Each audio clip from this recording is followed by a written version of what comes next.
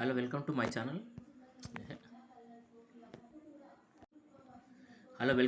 Channel.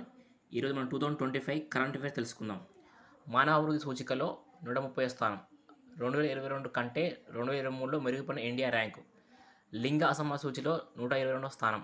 భారతీయుల సగటు జీవితకాలం 72 ఏళ్ళు. ప్రపంచ మానవాభివృద్ధి సూచికలో 193 దేశాలకు గాను భారత్ 130వ ర్యాంకు లభించింది. హ్యూమన్ డెవలప్మెంట్ రిపోర్ట్ 2025 ఐక్యరాజ్య సమితి డెవలప్మెంట్ ప్రోగ్రామ్ మంగళవారం విడుదల చేసింది. 2023కి సంబంధించిన గణాంకాలను వెల్లడించింది. ఈ సూచికలో ఇండియా ర్యాంకు మెరుగుపరచడం విశేషం.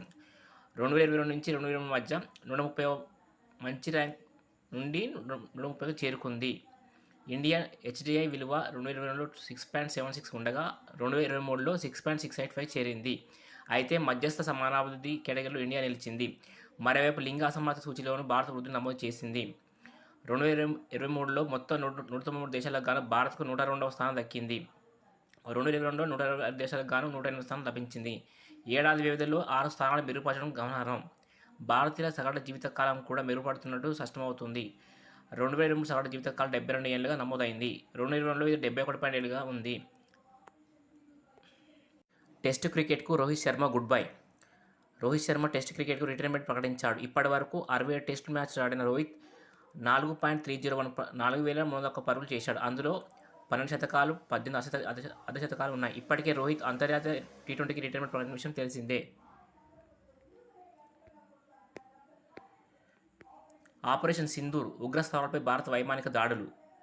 భారత్పై దాడి చేసింది 9 స్థావరాలు. దేశంలో 244 జిల్లాలో ఇవాళ ఆపరేషన్ యుద్ధ అభ్యాస్. భారత వృద్ధి అంచనాలను తగ్గించిన మూడీస్. 2025-26 గాను దేశ జీడీపీ అంచనాల కోతలు. ఆర్బీఐ ప్రస్తుతం 6.5, మునుపు 6.7. ఫించ్ 6.4, 6.5. ఓఈసిడి 6.4, మునుపు 6.9. S&P 6.3, మునుపు 6.5. ప్రపంచ bank 6.3, 6.7. Moody's 6.3, 6.5. IMF 6.2, 6.5. Global space exploration summit India host చేస్తుంది. రోడ్డు ప్రమాద బాధితులకు ఉచిత చికిత్స. కేంద్ర ప్రభుత్వం కొత్త పథకం ప్రారంభం. Pilot project for cashless treatment for road accident victims.